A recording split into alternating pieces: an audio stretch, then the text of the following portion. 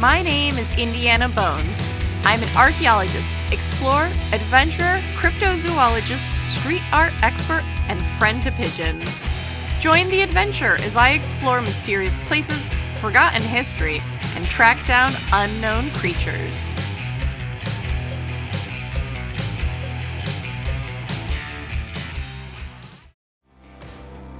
On today's adventure, we're going in search of one of America's most famous outlaws.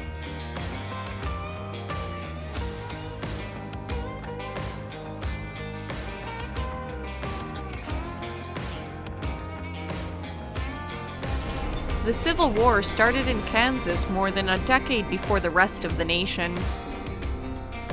Unofficial armies of Southern bushwhackers and Union jayhawkers terrorized the populations on both sides of the political divide.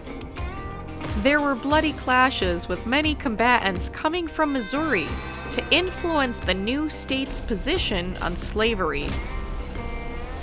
Missouri itself was deeply divided, officially a free state but with many residents in full support of slavery, among them the James family.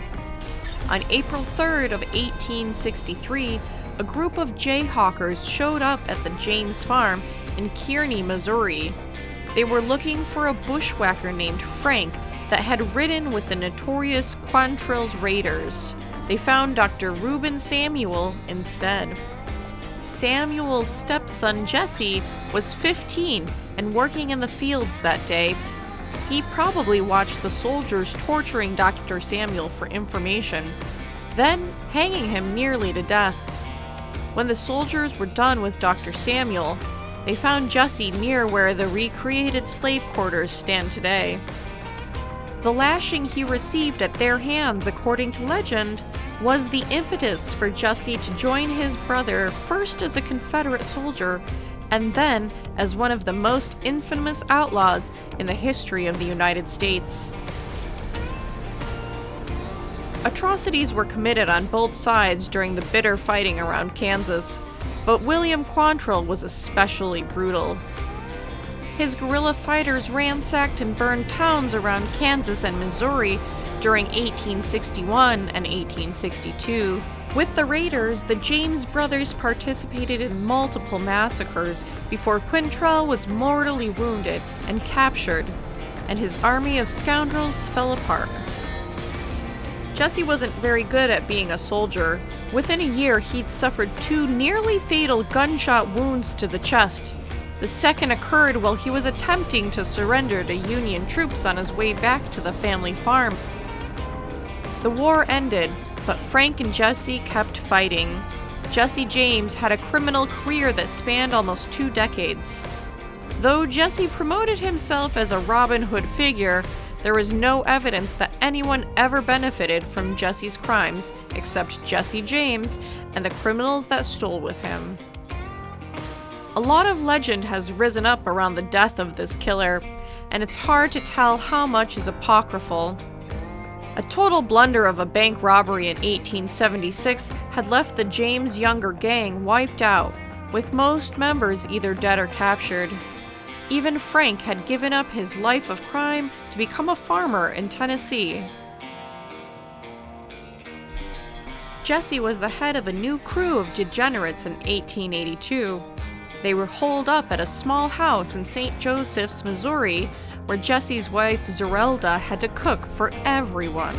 After the 1876 failure in Minnesota, Pinkerton agents had increased pressure to capture the James brothers.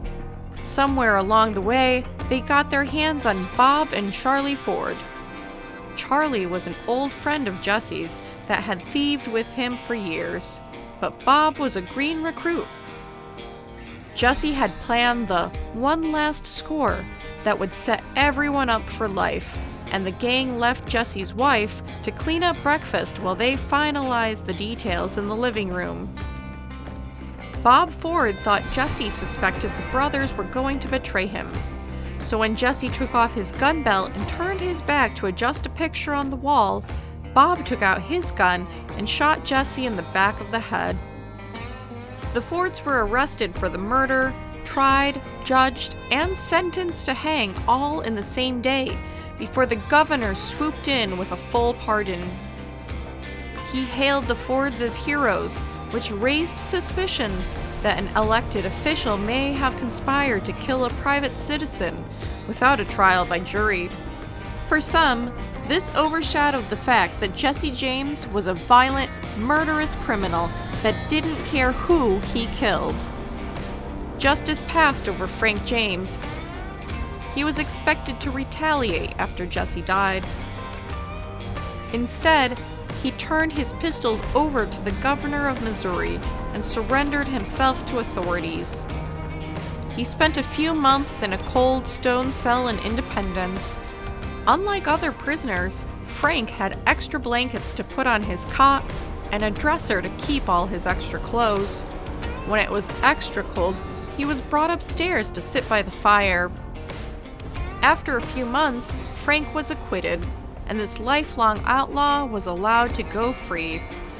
The terms of his release specified he would not be extradited to Minnesota, where his gang was known to have murdered several innocent people. Frank's final years were spent bouncing from job to job. The one-time murderous thug found himself toiling as a shoe salesman, and then as a ticket taker for a burlesque club. For a while, he was involved in a Wild West show before spending his last days giving tours of the James family farm. For a time, Jesse's body was buried in the front yard beneath an 8-foot stone that declared he was murdered by a traitor and a coward. When his body was moved to the nearby Kearny cemetery, that stone was chipped away by tourists until almost nothing remained.